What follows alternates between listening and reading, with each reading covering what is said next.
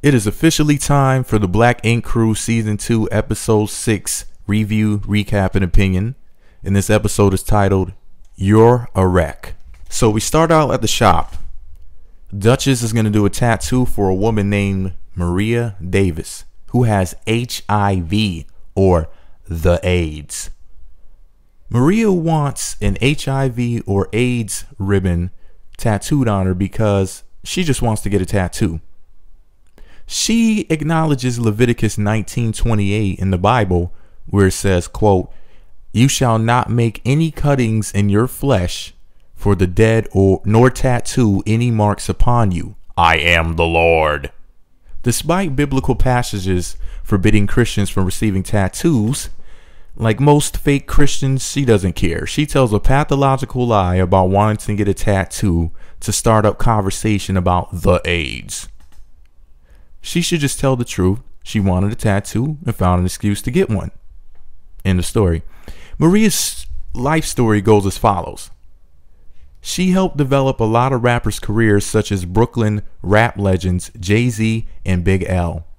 She met a man in the music industry and caught the AIDS from him, and yeah, that's pretty much her life story. Anyway, Maria is so hooked on that she picks up a jar of condoms and inquires about not seeing any Magnum brand rubbers. And I hope she didn't get a paper cut or a plastic cut and pass along the cooties. Duchess, of course, is being a typical man-hating feminazi as she jokes about the men around her not needing a Magnum condom. She failed to mention them needing a flu shot after contact with her.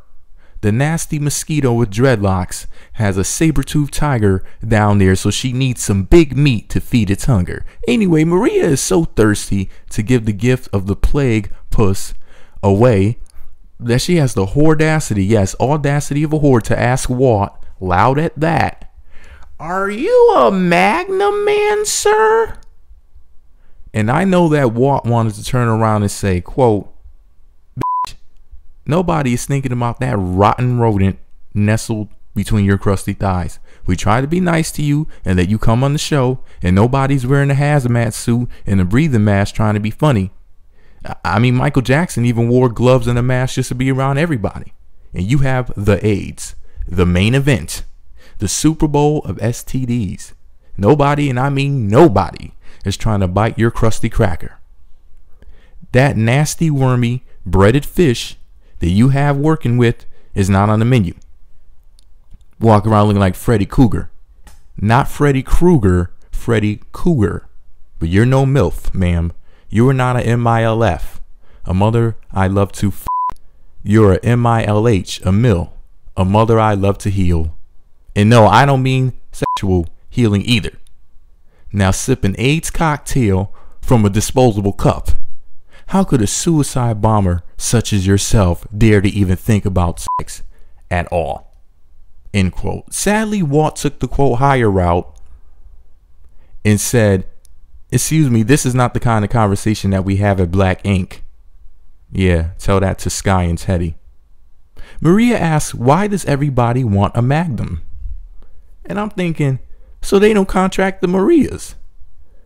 You need to go spread some cream on that chewed up bacon looking asshole that you got there. Seriously, how dare this contagious coyote carelessly chat about her penis fly trap of death?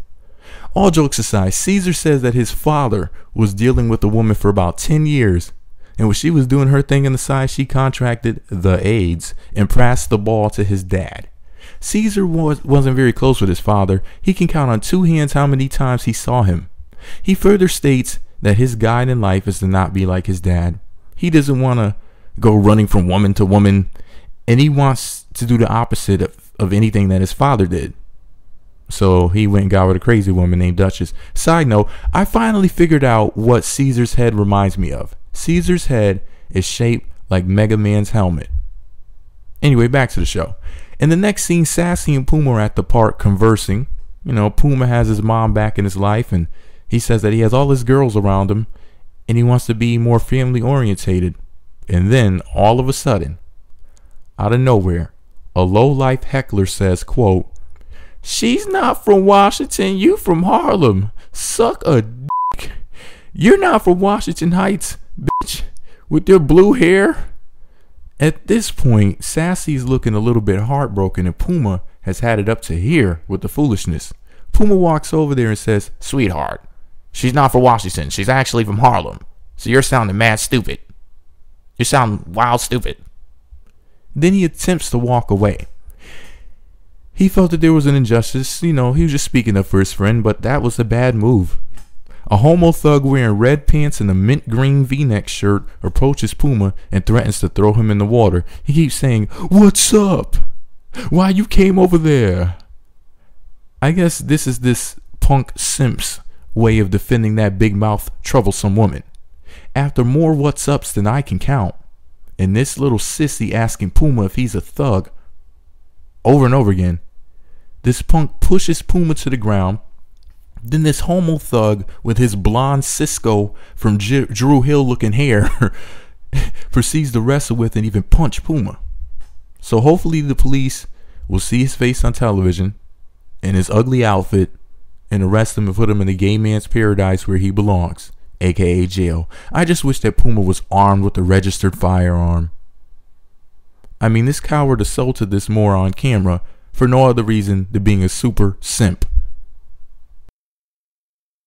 But hey, y'all fools can go fighting over these females if you want to, but I'm not participating, But anyway, R.I.P. to both of these men's egos, and R.I.P. to Puma's pride, because I know he felt emasculated that day. Just saying. At least Sassy gives a crap about him, though. She tried to get him out of there in one piece, and Puma got away without his hair being put out of place, as if his hair could move anyway. Am I the only one that thinks that Puma looks like Sideshow Bob from The Simpsons? Anyway, we're back at the tattoo shop, and Caesar is standing outside when all of a sudden, suspect Ted walks up behind him. "How you doing?" Caesar turns around before Teddy can give him a mammogram or a testicular cancer check. I mean, I know that Teddy isn't out yet, but he definitely gives me the impression that he swings all ways like a wind chime in a tornado. Woo! Teddy's like that guy in high school that'll catch you in the showers and give you the Heimlich maneuver, talking about, I thought you were choking. And then you turn around, you like, we're in the shower. Does it look like I'm eating to you? Yeah, Teddy just reeks of down low stench. If he was there to save Puma, he probably would have gotten Cisco's phone number. Just saying. Anyway, he walks up to Caesar and Walt, and the guys are laughing about Puma being confronted at Central Park.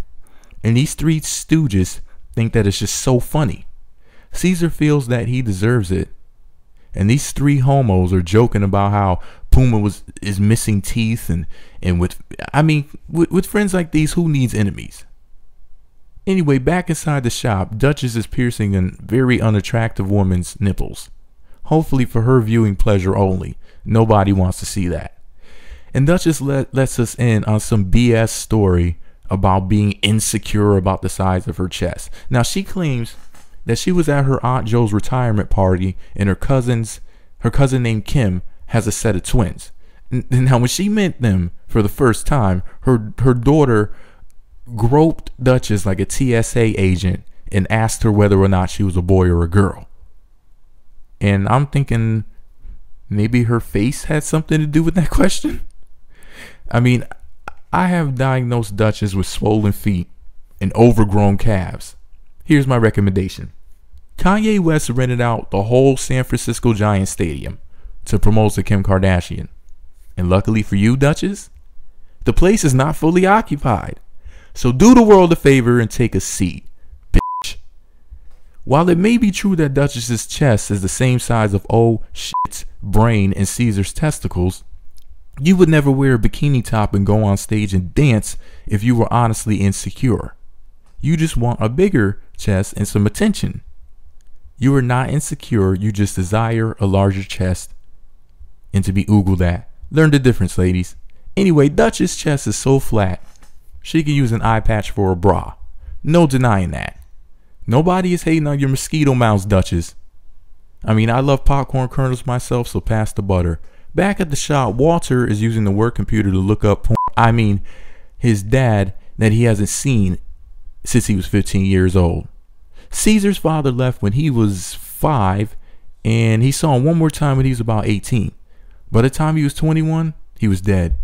This, of course, crushed Caesar and his lips. Walt is first generation, and he has no reference to his family's history anywhere. He has no grandparents, parents, aunts, and uncles. And honestly, as they're saying all of this, I felt like I'm watching a sympathy scene from a movie full of villains. I want to feel sorry for them, but they laughed at Puma being straight bashed by Cisco. So, sorry, no sympathy for you. In the next scene, Alexandra is talking to Walt, and she's acting like she's on something strong. She said she had 5 drinks before the setup of the scene. I think that someone may have put something in her drink, and I wonder if oh shit was her bartender. Anyway, Walt wants Alexandria to help him find his dad, and she is scared to participate in this for whatever reason. She also states that she wants to visit Disney World rather, but she's scared to do that too. She just seems to be scared of everything today. It must be the drugas. Anyway, maybe she heard the rumors about kids being kidnapped and mind controlled at Disneyland. Illuminati, don't kill me. I didn't say that. A ghost did. Anyway, in the next scene, at the Harlem Shake restaurant, Caesar, Duchess, Tiffany, Yummy Winter, and Ty are having a meal. Caesar is crying to his, quote, big brother Ty, who I'm pretty sure that Tiffany and Ty are not his real siblings. Anyway, he's crying to his, quote, big brother Ty, who he allegedly looks at as being a father figure. Caesar is crying again about, of all things, Puma, of course. He's talking that loyalty garbage again, you know, the usual. Anyway, Duchess chimes in with comments about how Puma has no degree in business, and even rhetorically asks why the Puma is even opening up his own shop. And in her southern slave accent, she says, Puma ain't got nobody's business degree. Puma can't do not one tattoo. He don't even have enough tattoos to say that he's an enthusiast. He's only gonna make himself look stupid at the end of the day. Luckily for Duchess, her degrees did not require proper grammar. Anyway, Ty lets Caesar know that the friendship is clearly over. Anyway, on a side note, Ty talks like Yoda.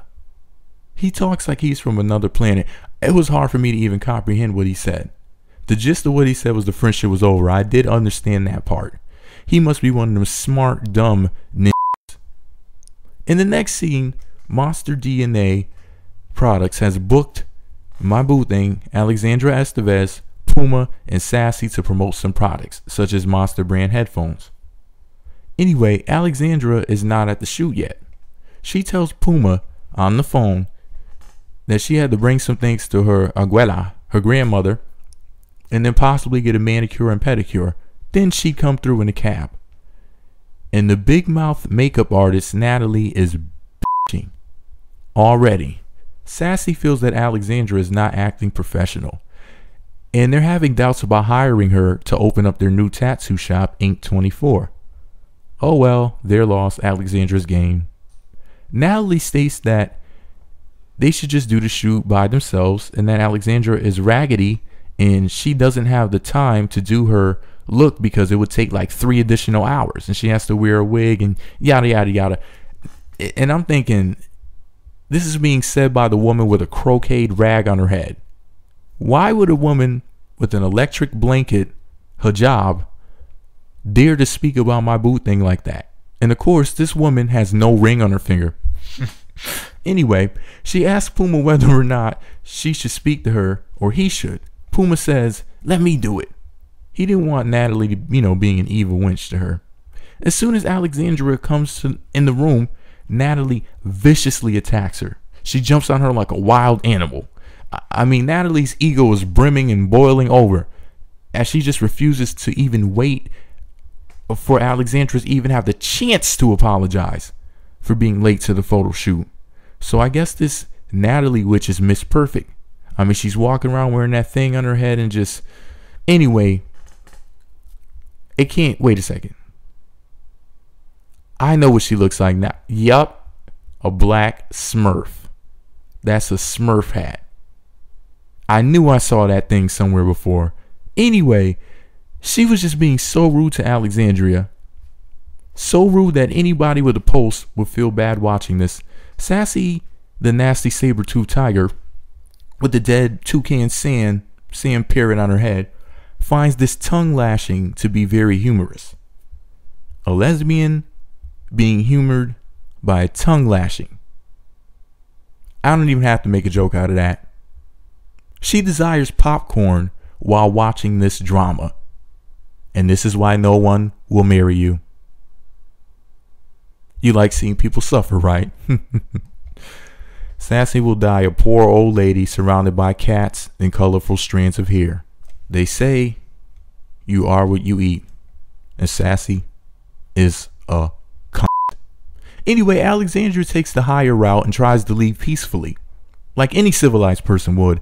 And this filthy Natalie demon follows her outside and harasses her as she's walking down the road, berating her with comments such as, "You're a wreck, and get your life right." Anyway, Puma says that he wants positive energy around him. Yet Natalie, the makeup artist, is about as negative as it gets. So that's interesting. Alexandra wants positive energy around her as well. In other words, me. Now that's a smart lady. I got your back, Alexandra Estevez. You're the best part of the show. They don't see the genius in you and the wonderful person that you are. I do. Anyway, Puma says that his wife and children are his priority and not his friends. And he doesn't think that he will be working with Alexandra again. Fine. I'll hire her. They now show us a bunch of scenes with the negative things that the cast has done to this angel. My Wu-Tang angel, Alexandra Estevez. It's okay, boo thing. They don't understand you. I speak your messy language. We don't need these crusty crumbs, my love. Anyway, Puma is seizing the moment as a businessman and embracing his blessings humbly and blissfully, like a yoga instructor. He said that it was the year of the Puma, and it's surely looking like it. Now we're at a restaurant, and finally Puma and Caesar are meeting up and having refreshments, like little girls. Caesar asks if Puma spat in his drink. I mean, I don't mean to judge or anything, but if Puma spat in your drink, I'm pretty sure it would turn from red to black. I'm just saying. Anyway, so here is something new. Apparently, according to Puma, in the beginning, they discussed black ink being Puma and Caesar's business together. This was, of course, before Duchess showed up. Puma lets Caesar know that Duchess is a cancer to the business and that she's pulling the puppet strings on Caesar the Muppet. Caesar calls Puma a bitch for blaming a woman. What a fucking simp. As a funny looking out of shape man, you should not be pulling the female card for a woman, Caesar. Even if you do have breasts and ingrown testicles. Anyway, Puma lets Caesar know that he is opening up Ink 24 on 124th Street and he has 2 floors and a backyard, not at his house but at the shop. Caesar is salty and says that him opening up his business in Harlem is evidence of Puma trying to sabotage the dying brand that is Black Stink, and he's through with Puma. Puma lets him know that he doesn't need to be at his wedding because Puma wants his wedding to be a special day and not have it ruined by negative energy and antics via Caesar and Duchess. Caesar is butthurt about it, and he refers to Puma as, quote, petty. However, Puma's wife doesn't want Caesar there anyway. Really, Mr. Cotton Soft Caesar? You're really that upset about all of this? After the way that you treat people, and you even laughed at him being assaulted by Eve's twin brother? Caesar is pathetic. Anyway, Caesar says that Puma is lucky that he didn't punch him in the face. Really, Caesar? For really? With that swollen head and them swollen lips? Seriously, baboon butt mouth? Really? Anyway, after this, they walked away. That was pretty much that. Thank God this episode is over. Between the two grown men acting like babies and then the abhorrent treatment of my sweet innocent Alexandra Estevez after what she was put through by these beasts. And then to make it worse, they barely showed Tiffany Winter again. She needs her own show with Alexandria. They can send them on adventures such as hang gliding and trips to Disney World, etc. So holler at me, VH1. If you need me to produce, write, and act in the adventures of Alexandra and Tiffany, aka an Estevez Winter, I got you. Anyway, subscribe to my channel. Next week I'll have the new recap, review, and opinion for Black Stink, the soap opera without the soap, and much more. So subscribe or choke on a